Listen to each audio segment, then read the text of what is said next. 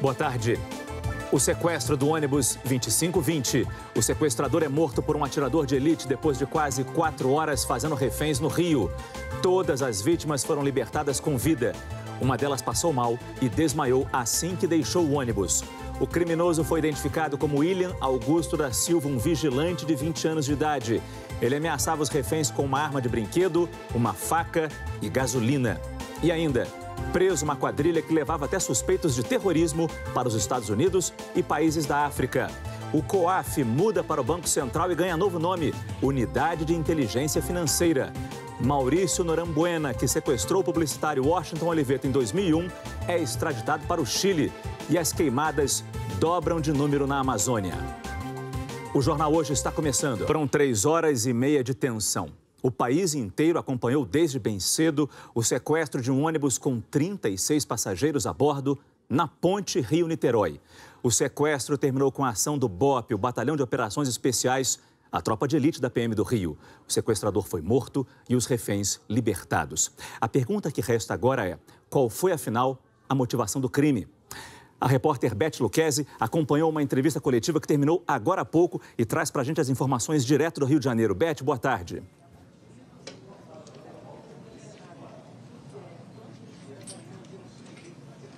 Beth. Márcio, a motivação ainda é muito confusa. O que as autoridades disseram nessa entrevista coletiva é que o sequestrador dizia que queria parar o Estado. Além do governador Wilson Witzel, participaram aqui dessa entrevista coletiva delegados e também o secretário de Polícia Militar. O governador começou a entrevista dizendo que não houve erros nessa operação e parabenizou o trabalho da Polícia Militar. O comandante do BOP, tenente-coronel Maurílio Nunes, que esteve à frente dessa operação, disse que o sequestrador tinha instalado armadilhas dentro do ônibus, garrafas de plástico cheias de combustível e ameaçava atear fogo dentro do ônibus. E ele disse também que no momento em que o sequestrador foi baleado, ele estava com um isqueiro nas mãos. O comandante do BOP disse também que a ordem para atirar nesse sequestrador partiu dele mesmo, depois de uma reunião com toda a equipe, mas ele não quis revelar quantos tiros atingiram o sequestrador e nem quantos tiros foram disparados pelo atirador de elite. Daqui a pouco nós voltamos com outras informações sobre a entrevista coletiva que terminou agora aqui no Palácio Guanabara, a sede do governo do estado. Márcio. Muito bom, Beth, muito obrigado. Agora a gente vai até o local onde tudo aconteceu. O repórter Pedro Figueiredo acompanhou esse caso desde o início e está na ponte, permanece na ponte Rio-Niterói. Pedro, boa tarde.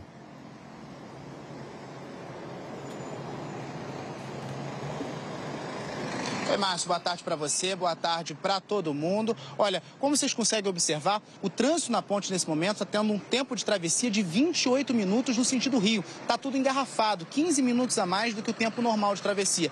Isso porque, por causa desse sequestro com a ponte fechada, muitos motoristas de Niterói e de São Gonçalo deixaram para atravessar a ponte só agora de tarde. O sequestrador do ônibus foi morto por um atirador de elite. Os 37 passageiros feitos reféns passam bem. Nenhum deles se feriu.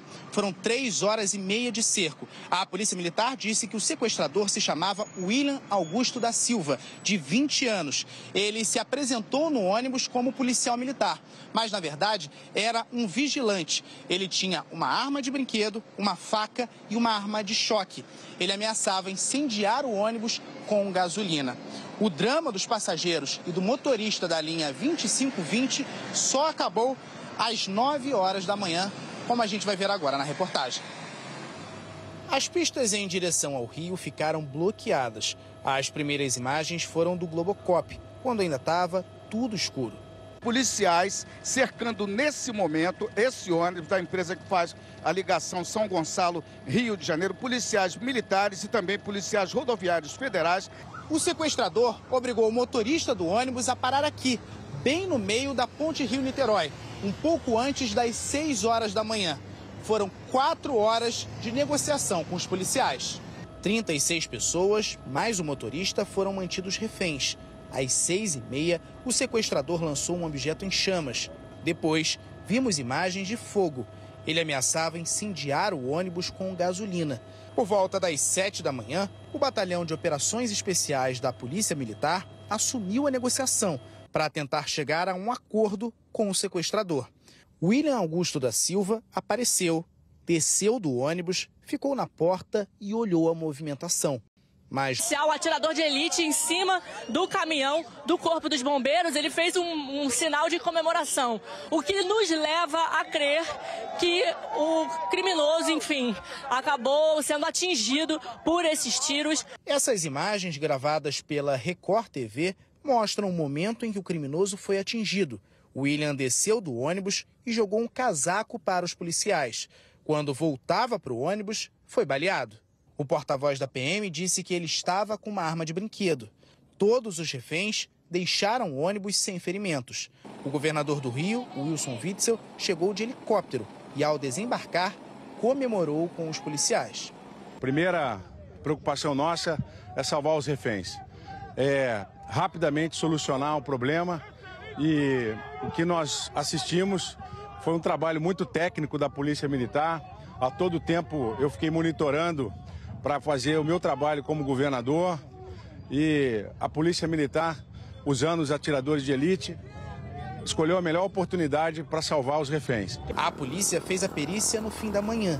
Às 10h30, depois de quase 5 horas de interdições, o trânsito foi liberado na ponte Rio-Niterói.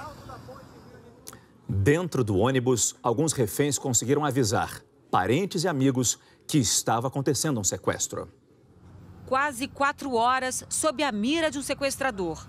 De dentro do ônibus lotado, passageiros compartilharam mensagens dos momentos de angústia que viveram na manhã de hoje. Mano, tô tremendo aqui. Ele tá ameaçando vocês? Com gasolina. Essa mensagem foi recebida pelo Caio. Por volta das 7 da manhã, ele soube que um colega de trabalho estava entre os reféns. Ele me mandou a mensagem, falando que estava dentro de um ônibus refém e pedindo para eu avisar para a galera que trabalha com a gente, A informação que ele me passou que o bandido, no caso, jogou gasolina no chão e que tinham 36 pessoas, dentro do ônibus. Alguns passageiros conseguiram tirar fotos em que o criminoso aparece usando um boné e uma máscara. Por todo o ônibus, pedaços de garrafas PET com gasolina foram presos com barbante. O sequestrador chegou a amarrar a mão de alguns reféns com uma espécie de lacre. Pelo celular, passageiros tentavam avisar parentes sobre o que estava acontecendo. Estou no ônibus sequestrado. Como está a situação aí? Ele está armado com pistola e faca, não roubou nada de ninguém. A mulher de um dos reféns falou por telefone com a nossa equipe. Ele saiu para trabalhar às 4h30 da manhã. Aí, quando foi por volta de 5h26, ele me mandou mensagem: o ônibus está sendo sequestrado, estamos indo para a ponte. Aí a gente lembra de casos que já teve no passado. Eu estou muito nervosa, pedindo a Deus para isso acabar. A manhã de tensão só teve fim por volta das 9h30. Os reféns, que foram libertados aos poucos, saíram de São Gonçalo, na região metropolitana, e a maioria seguia para o centro do Rio. Foram momentos traumáticos, difíceis de descrever e de esquecer. Qual era a sensação dos passageiros que estavam lá ao lado do senhor? A gente ouviu assim, então, o que o senhor imaginava na hora? Os reféns foram levados para o posto da Polícia Rodoviária Federal na Ponte, onde receberam atendimento dos policiais. Depois foram transferidos de ônibus para a Delegacia de Homicídios em Niterói. É isso, vocês viram, acabamos de ver que os 36 passageiros e o motorista foram levados para a delegacia em Niterói, que fica na região metropolitana do Rio de Janeiro. E quem está lá acompanhando tudo é o repórter Diego Aidar. Diego, boa tarde.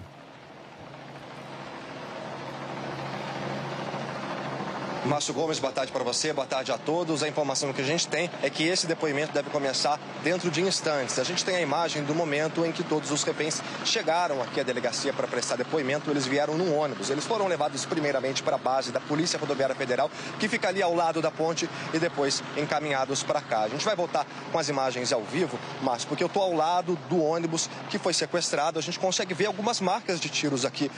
Vamos ver ali, são 3 marcas, são 2 ali na porta. Depois, mais para cá, a gente vai ver uma outra que atingiu a lanterna, que está bem aqui, essa outra marca de tiro. No para-brisa, a gente percebe que o sequestrador tentou dificultar o trabalho da polícia, escurecendo esse vidro. E a gente percebeu também, Márcio, que os passageiros tentavam se comunicar com quem estava aqui do lado de fora. A gente achou aqui uma marca de batom, onde tem aí um número de telefone e ao fundo ali do ônibus a gente consegue perceber que tem também uma frase, né? Alguém tentou escrever algumas palavras. O sequestrador, o William Augusto da Silva, subiu no ônibus por volta das 5h10 da manhã. Ele estava calmo e foi assim durante toda a viagem até a ponte. O veículo passou pelo posto da Polícia Rodoviária Federal e na base naval do Mocanguê, os passageiros, oito passageiros desceram, os outros continuaram. Logo depois, ele mandou o motorista encostar o ônibus e teve todo esse desenrolar. O Luan, que é um dos reféns, está lá dentro, estava se comunicando comigo por meio de celular, Márcio, falando que está agora, né, muito aliviado de tudo que aconteceu, mas, claro, estão todos muito traumatizados e que o momento mais tenso para ele foi uma hora em que o sequestrador ameaçou colocar fogo no ônibus. Márcio. É fácil imaginar esse drama e esse medo que esses passageiros sentiram. Agora, é importante dizer que o depoimento deles lá na delegacia em Niterói vai ser fundamental para entender como aquele jovem agia, sequestrador agia dentro do ônibus e o que motivou ele realmente a fazer o que fez. A gente volta agora ao Rio de Janeiro e outro ponto da cidade com a repórter Beth Lucchesi, que acompanhou a coletiva da Polícia Militar e também do governador do Rio sobre a ação de hoje. Vamos voltar a conversar com ela. Beth, suas informações.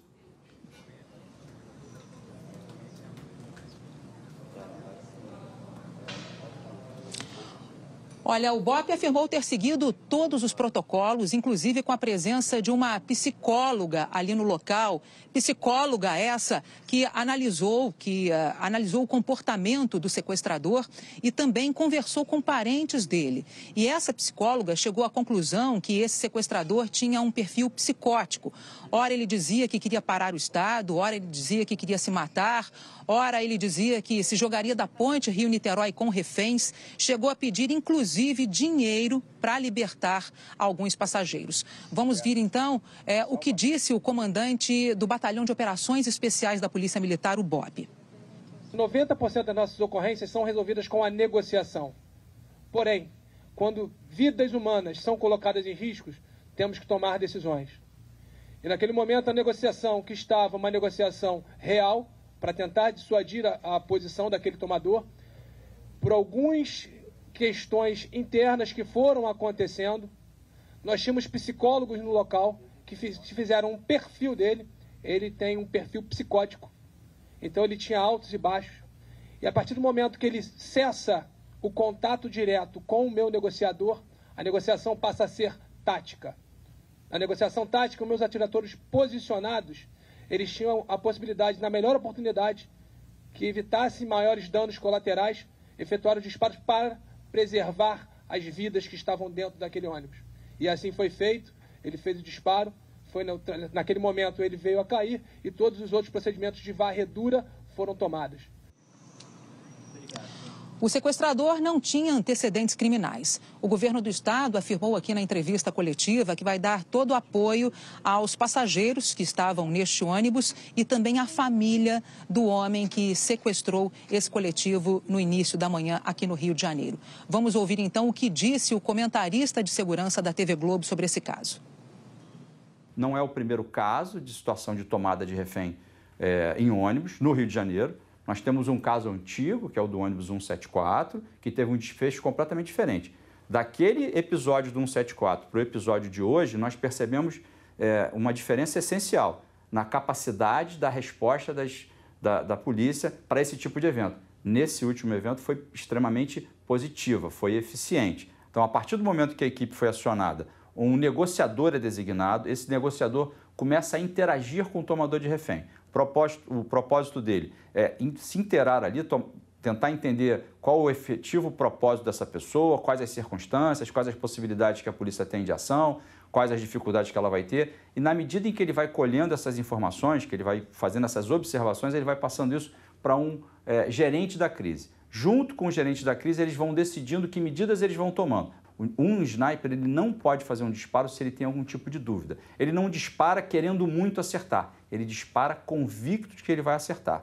Esse resultado que nós tivemos nesse episódio de hoje demonstra que o treinamento para esse tipo de profissional é importantíssimo. Vamos agora com outras notícias desta terça-feira. A Polícia Federal prendeu hoje em São Paulo 3 estrangeiros suspeitos de participar de uma organização criminosa que levava ilegalmente pessoas de países da África para os Estados Unidos, passando pelo Brasil. Alguns desses imigrantes são suspeitos de envolvimento com grupos terroristas. No endereço de um dos investigados em São Paulo, os agentes apreenderam passaportes e documentos de estrangeiros. Segundo a Polícia Federal, o esquema criminoso começava em países da África Oriental. De lá, os imigrantes eram trazidos para a capital paulista e ficavam hospedados em hotéis. Ainda de acordo com a PF, no Brasil, eles tinham os passaportes retidos pela quadrilha e trabalhavam com câmbio. Na sequência, os estrangeiros seguiam para Rio Branco, no Acre, de onde atravessavam a fronteira com o Peru e prosseguiam de ônibus, barco, carona e a pé até a fronteira do México com os Estados Unidos. Os investigadores começaram a monitorar a quadrilha em julho do ano passado, depois de uma cooperação policial internacional entre as autoridades brasileiras e a Agência Norte-Americana de Imigração. Segundo a Polícia Federal, o esquema era comandado pelo grupo aqui em São Paulo, que tinha pleno controle da rota até os Estados Unidos e contato com os outros integrantes da organização em todos os países envolvidos. Entre os imigrantes enviados ilegalmente estão 2 somalis, suspeitos de terrorismo e detidos nos Estados Unidos. Os 2 são da Al-Shabaab, uma organização somali afiliada à Al-Qaeda. Esses 2 vieram com vistos brasileiros falsos para São Paulo. Eles foram presos na Costa Rica e depois deportados para os Estados Unidos, onde eles estão presos hoje em dia. Não há notícias deles terem tido envolvimento com algum ato terrorista em concreto, mas sim que eles integram essa organização terrorista. Na operação de hoje, 3 estrangeiros foram presos na capital paulista. 2 são refugiados e outro está em situação legal no Brasil com visto de investidor. Foram identificadas 72 pessoas que teriam sido traficadas por esses indivíduos. Os preços, que eles pagavam, girava em torno de 5 a 7 mil dólares, Existe relato de pessoas que chegaram a gastar 10 mil dólares para realizar essa travessia. Ainda em São Paulo, 3 pessoas foram presas suspeitas de aplicar golpes com notas falsas de dólar. Os golpistas diziam que esses papéis pretos eram dólares que entraram no Brasil pintados de preto. Seria um disfarce para não pagar imposto. Eles aplicavam um produto que limpava algumas cédulas e diziam que estavam vendendo mais barato porque as notas ficavam desgastadas. Tudo golpe. 2 empresários que chegaram a pagar R$300 mil pelos dólares desconfiaram da transação e procuraram a polícia. Os 3 golpistas, 2 homens da República dos Camarões e uma angolana, foram presos em flagrante durante um encontro em que entregariam aos comerciantes o produto para limpar as notas, na verdade, água sanitária. Os presos vão responder por estelionato e associação criminosa. A Secretaria da Segurança Pública de São Paulo diz que como os empresários estavam apenas com maços de papel e não dólares verdadeiros, eles não vão responder por compra ilegal de moeda estrangeira. Os R$300 mil que eles pagaram não foram recuperados. A medida provisória que transfere o COAF para o Banco Central foi publicada hoje no Diário Oficial da União e já entrou em vigor. O antigo COAF, agora Unidade de Inteligência Financeira, passou a ser vinculada administrativamente ao Banco Central. Segundo o presidente Jair Bolsonaro, a transferência seria justamente para tirar o Conselho do jogo político. Só que o texto da MP abriu uma brecha.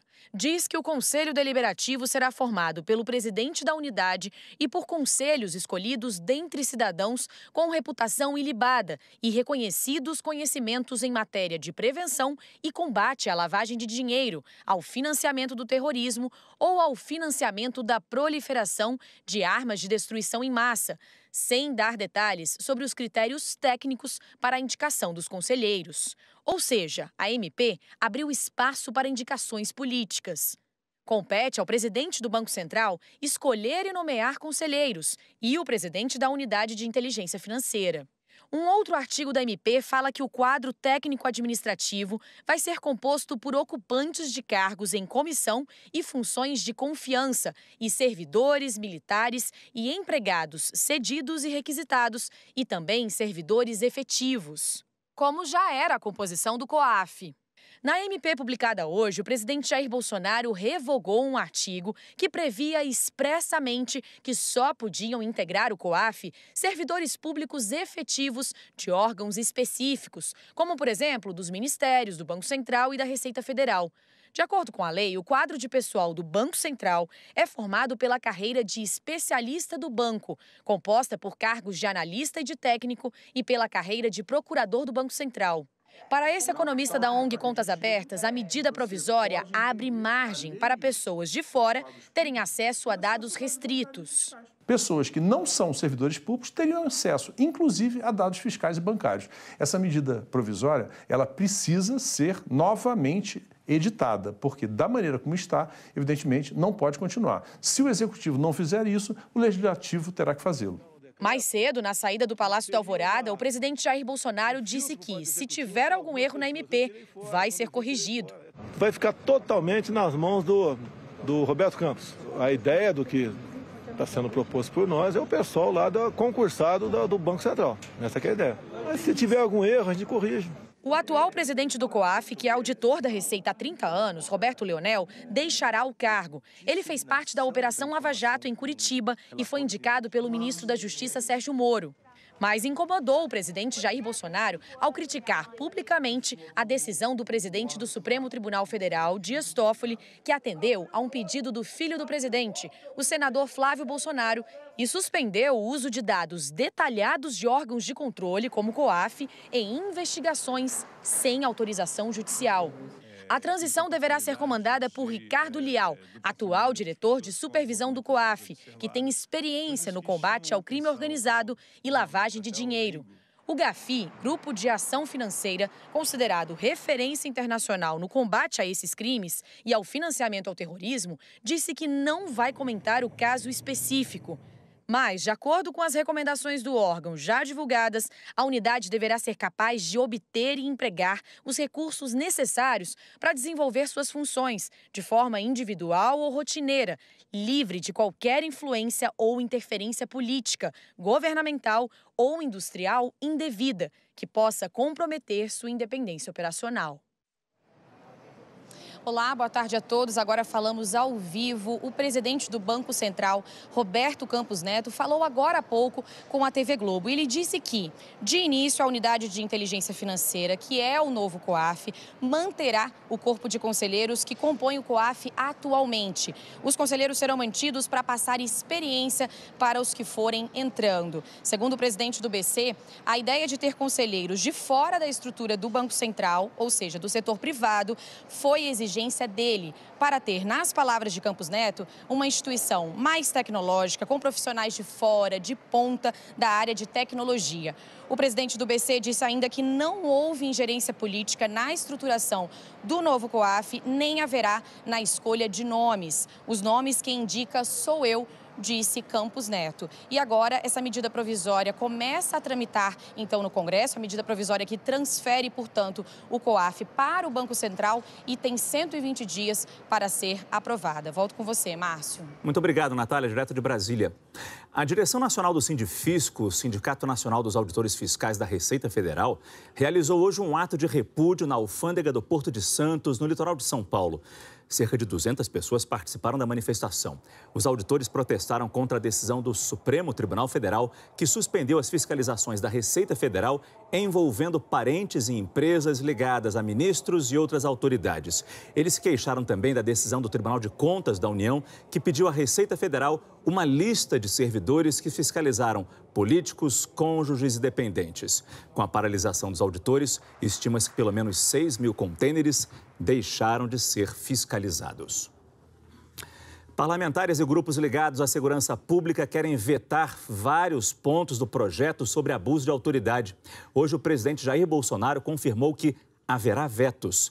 As informações direto de Brasília com a repórter Flávia Alvarenga. Flávia, boa tarde.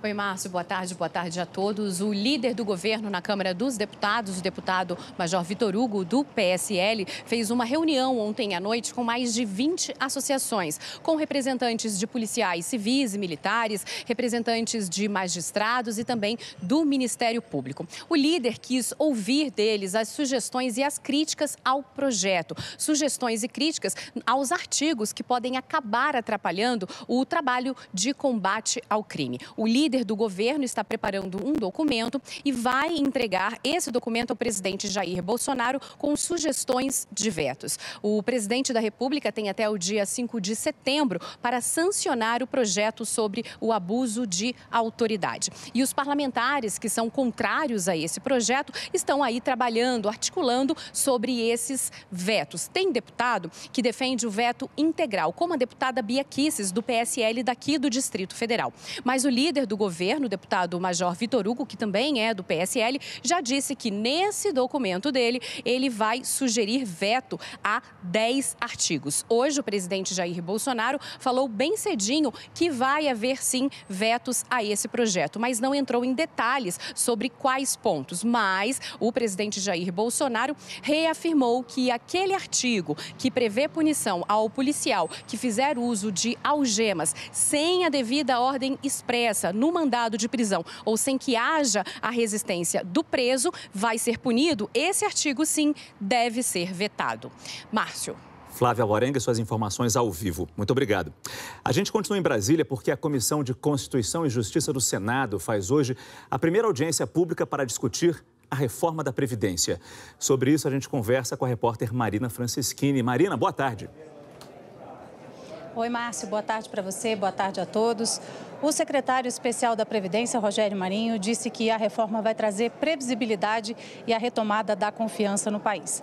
Ele disse também que espera que eventuais mudanças nas regras já aprovadas pela Câmara dos Deputados sejam tratadas em uma proposta paralela que vai tramitar separadamente, justamente para evitar que a reforma tenha que voltar de novo para análise aqui na Câmara dos Deputados. Ele disse também que espera que o calendário proposto pela Comissão de Constituição e Justiça seja de fato cumprido. Então, pela previsão, vai ter audiência pública até quinta-feira, inclusive nessa ocasião, na quinta, Rogério Marinho volta, vai falar de novo com os senadores.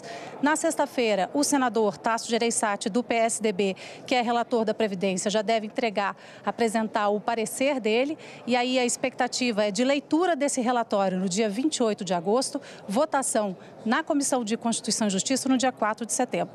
E a expectativa é que a reforma seja votada em segundo turno, já no plenário, no dia 10 de outubro. Márcio. As notícias da reforma da Previdência com a Marina Francischini, direto de Brasília. Agora a gente continua com temas importantes em Brasília também, porque a Comissão de Relações Exteriores do Senado fez uma consulta aos técnicos da casa sobre qual seria o melhor momento para o senador Eduardo Bolsonaro, do PSL de São Paulo, renunciar ao mandato de deputado federal para assumir a Embaixada do Brasil em Washington. Os detalhes ao vivo com André Sadi. André, boa tarde. Oi, Márcio, boa tarde a você, boa tarde a todos. Olha, hoje o presidente Bolsonaro, ele admitiu que ele pode recuar essa indicação do deputado Eduardo Bolsonaro para a Embaixada do Brasil nos Estados Unidos. Perguntado por jornalistas a respeito disso, ele disse que, abre aspas, tudo é possível, fecha aspas, e que ele não quer submeter o Eduardo Bolsonaro, que é filho dele, a um fracasso. Palavras do presidente Bolsonaro. O presidente também criticou um parecer da consultoria do Senado que disse, no final de semana, que é sim nepotismo essa possível indicação de Eduardo Bolsonaro à embaixada nos Estados Unidos. O presidente disse que tem viés político esse parecer. Pois bem, Márcio, como você disse, o presidente da Comissão de Relações Exteriores, essa é a comissão que vai sabatinar Eduardo Bolsonaro se ele for indicado, o senador Nelson Trade fez uma consulta à área técnica do Senado sobre 3 pontos. Nepotismo, sobre o melhor momento para Eduardo Bolsonaro renunciar ao mandato e também em caso de empate lá na sabatina, na Comissão de Relações Exteriores. Sobre a questão do empate, é o seguinte, se tiver um empate na votação, a comissão tem que fazer outra votação, precisa votar novamente o nome, a indicação de Eduardo Bolsonaro. Sobre a renúncia do deputado ao mandato dele, lembrando que ele é deputado federal pelo estado de São Paulo, segundo a área técnica do Senado, ele tem que fazer essa renúncia antes de tomar posse como embaixador se o nome dele for aprovado no plenário do Senado. Então, até o momento ali da aprovação do Senado, ele pode fazer essa renúncia e antes de ser impostado como embaixador. Sobre nepotismo, o senador Nelson Trade diz que há várias opiniões. Ele diz que tem um parecer da Controladoria Geral da União que diz que não seria nepotismo essa indicação. Então, Márcio, para devolver aí para você no estúdio, é um tema que está na pauta do Senado nesta semana e o senador Nelson Trade recebeu hoje esse parecer, essas consultas técnicas que ele fez aqui à área do Senado Federal. Muito obrigado, André, que gentilmente me corrigiu. Eu falei senador Eduardo Bolsonaro, é deputado Eduardo Bolsonaro. Muito obrigado duplamente para você, André. Boa tarde. Ainda hoje, as queimadas dobram de número na Amazônia. E a seguir, o sequestrador Maurício Norambuena é extraditado para o Chile. E o primeiro-ministro italiano, Giuseppe Conte, anuncia sua demissão. O governo brasileiro extraditou para o Chile o sequestrador do publicitário Washington Oliveto, Maurício Hernández Norambuena. O repórter Roberto Paiva está na Superintendência da Polícia Federal aqui em São Paulo e tem os detalhes ao vivo. Boa tarde, Paiva. Boa tarde, Márcio. Boa tarde a todos. Norambuena foi extraditado no início da madrugada de hoje. Ele foi num avião militar direto para o Chile. Lá ele já tem 2 condenações à prisão perpétua, por homicídio e também por sequestro. A condição do Supremo Tribunal Federal para extraditá-lo é em função de uma substituição dessas penas por uma outra de 30 anos, a qual ele foi condenado aqui no Brasil pelo sequestro do publicitário Washington Oliveto em 2001. A família dele disse que o chileno foi levado direto para um presídio de segurança máxima, o mesmo local de onde ele fugiu em 1996. A advogada do chileno disse que ainda não teve acesso ao termo de extradição. Márcio. Muito obrigado, Paiva. Temos tempo aqui para o noticiário internacional. O primeiro-ministro italiano Giuseppe Conte anunciou hoje a sua demissão durante um discurso no Senado italiano. O governo populista da Itália acabou esta tarde com um discurso longo e crítico do primeiro-ministro Giuseppe Conte. Ao anunciar o seu pedido de demissão, o ex-professor se dirigiu ao ministro do Interior, Matteo Salvini, que abriu a crise de governo pedindo o voto de desconfiança a Conte. Minhas demissões da Presidente do Conselho. Giuseppe Conte fez um elenco de desaprovação e chamou Salvini de irresponsável e oportunista. Foi ovacionado pelos políticos da esquerda. Depois abriu-se um aceso debate no parlamento e Matteo Salvini disse que não tem medo do juízo do povo. Agora o presidente da República, Sérgio Mattarella, vai decidir se abre as consultas para formar um novo governo ou se convoca novas eleições. A crise entre os dois líderes piorou com o caso do navio Open Arms, que já espera há 19 dias para atracar em Lampedusa. No confinamento do barco, mais 10 imigrantes se rebelaram hoje e se jogaram no mar. Foram salvos pelos patrulheiros e levados à terra. Durante a madrugada, 9 foram liberados por razões de saúde. Os que restam a bordo, 98 imigrantes, também estão muito abalados. O governo espanhol anunciou que vai mandar um navio militar para buscá-los. Em 2019, 91 projetos foram selecionados pela Unicef para receberem apoio do Criança Esperança. Vamos conhecer agora uma associação em Maceió que ajuda meninos e meninas com câncer a superar o desafio do tratamento. Ela tinha 6 anos quando ela começou a sentir febre, dores no corpo, ficando um pouco debilitada. Suspeitaram que fosse dengue, mas só que daí aí foi para o teste da medula e lá foi diagnosticada que ela tinha leucemia. Aí fez o período de tratamento, ficou curada, passou 1 ano e 3 meses fora das medicações, só no acompanhamento médico. Daí a doença resolveu fazer outra visita de volta e estamos na luta de novo aí. A Gabi nunca tá triste, ela sempre, às vezes eu tô triste, chorando, e ela sempre tá comigo ali do meu lado, me dando força. Aqui eu brinco, pulo, danço com as brinquedistas, então aqui é o nosso lar, segundo lar.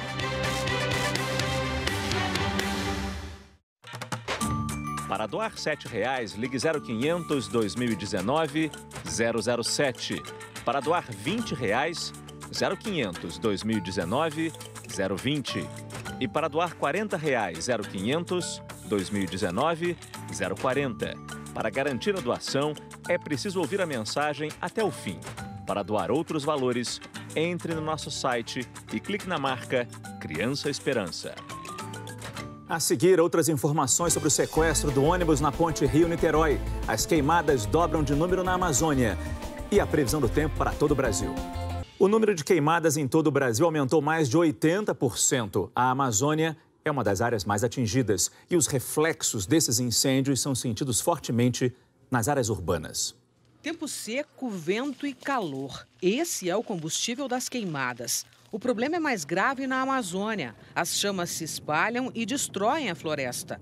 8 estados e parte do Maranhão formam a Amazônia brasileira. Do início do ano até agora, são mais de 53 mil focos de incêndio. Isso quer dizer que o número dobrou em relação ao mesmo período do ano passado, que teve 26.500 queimadas. Em Rondônia, o número de queimadas disparou ainda mais. O aumento é de 190%. Na capital, é difícil enxergar o Rio Madeira, uma atração turística e principal canal de navegação do estado. A poluição das queimadas também ameaça a saúde. Eu que já tive derrame, já nem posso respirar direito. Meu nariz parece que fica assim entupido em hora, assim, quer respirar e tem uma dificuldade. Ontem, para a alegria dos moradores aqui de Porto Velho, choveu à tarde e à noite. Amenizou um pouco, mas não acabou com essa nuvem cinza que encobre toda a cidade. De acordo com o CIPAM, o Sistema de Proteção da Amazônia, toda essa fumaça não vem só de queimadas ao redor aqui da capital, não. Vem também do interior do estado. Em Mato Grosso, são mais de 13 mil focos de incêndio. É o estado com maior quantidade de queimadas. Na agricultura, os prejuízos são grandes. Ontem, a cortina de fumaça invadiu estradas e até alterou a cor do sol. O fenômeno se repetiu no interior de São Paulo, em cidades como Presidente Prudente. Mas causou ainda mais surpresa na capital. Difícil acreditar que essas imagens foram gravadas no meio da tarde. Nuvens pretas e densas deixaram a maior cidade do Brasil no escuro. Vamos então tentar entender por que isso aconteceu com o nosso especialista de tempo, Tiago Scheuer. Tiago, boa tarde. Qual a relação dessa fuligem com o céu aqui em São Paulo, tão longe de Rondônia? Tem tudo a ver, Márcio, com o que a gente mostrou ontem, aquela frente fria. Boa tarde para você também, viu, Márcio? Então, ó, eu falei ontem daquela frente fria, né, que ela estava passando pelo litoral de São Paulo, deixando tudo mais encoberto. Então, enquanto ela passa, ela acaba puxando o ar, né, que está do meio do Brasil para perto dela. Funciona tipo um aspirador, para a gente entender melhor. Só que esse ar que estava sendo puxado aqui do centro-oeste até de Rondônia, ele estava cheio, então, de fuligem e também de fumaça de queimadas. Essas imagens de satélite aqui que você vê, que foram registradas ontem à tarde, elas mostram essa fuligem exatamente aqui, ó, nessa área mais clara, né? O que você vê em branco são nuvens. E aqui a fuligem aparece nitidamente mais clarinha no meio dessas nuvens, viajando para São Paulo. Como já tinha muita umidade soprando do oceano, né, para São Paulo, o que aconteceu? Essa mistura de fuligem com a umidade acabou potencializando a formação dessas nuvens aqui, ó, nimbus stratus. São nuvens mais compactas, bem escuras, elas impedem que o sol passe aí com maior naturalidade, né? E são também bem diferentes das nuvens de tempestade, que aí vem aquela chuva num momento específico. Aquela ali, ó, lotou o céu de São Paulo ontem, viu, Márcio? Por isso ficou noite. E pode acontecer de novo hoje? Hoje as chances já são bem pequenas disso acontecer, porque a frente fria ela já está mais afastada e aí sim os ventos também acabaram mudando de direção. Mas ainda tem nuvens por aqui, né? Em São Paulo ainda vai ter, né? Vai ser uma tarde bem fria, encoberta também, máxima de 18 e à noite deve cair ali para os 14 graus. Tarde da preguiça também no Rio e em Curitiba, você vai ver aqui comigo, aí sim, 2 cidades então sem sol hoje e Rio Branco com 15 milímetros o sol até pode aparecer. Inclusive, a área de chuva no norte, ela está menor hoje. Você vê que ela pega a Rondônia, parte do Acre e passa aqui até o norte do Pará. Tem chuva também em parte aqui do litoral do Nordeste e esta chuva que invade aqui Goiás e, inclusive, o centro-norte ali de Minas Gerais. Em Belo Horizonte, volta a chover depois de mais de 2 meses. A última vez foi em 4 de junho, ainda vai ficar abafado hoje com 29 graus. Aliás, ontem, BH teve a tarde mais quente do inverno, fez 30,7. Em Palmas, calorão de 40 graus de novo. Ontem também, né? Chegou aos 39,8, tarde mais quente do ano por lá ontem. Natal, Porto Alegre, Brasília e Campo Grande, na secura também com sol esta tarde. Lembrando que o risco de queimadas continua hoje, tá? Então, tudo muito vermelho, centro-oeste, interior do Nordeste, isso aqui, risco alto para o fogo. E rapidinho, o que esperar para amanhã? A gente pode esperar amanhã frio ainda, né? Lá no sul do Brasil, com risco de geada em áreas aqui da campanha gaúcha e também ressaca no litoral do Rio de Janeiro, com ondas de até 2,5 metros. Amanhã a gente se fala, Márcio. Muito obrigado, Valeu. Thiago. O Rio de Janeiro viveu hoje horas de muita tensão na ponte Rio-Niterói. Como você viu aqui no jornal hoje, um ônibus foi sequestrado com 36 passageiros, mais motorista, 37 pessoas a bordo. O sequestro terminou com a ação do BOP, o Batalhão de Operações Especiais, a tropa de elite da PM do Rio. O sequestrador foi morto e todos os reféns foram libertados e estão, neste momento, prestando depoimento. A gente volta a conversar com o repórter Diego Aidar, que está na delegacia onde estão esses passageiros nesses depoimentos. Temos alguma informação já, Diego? Boa tarde.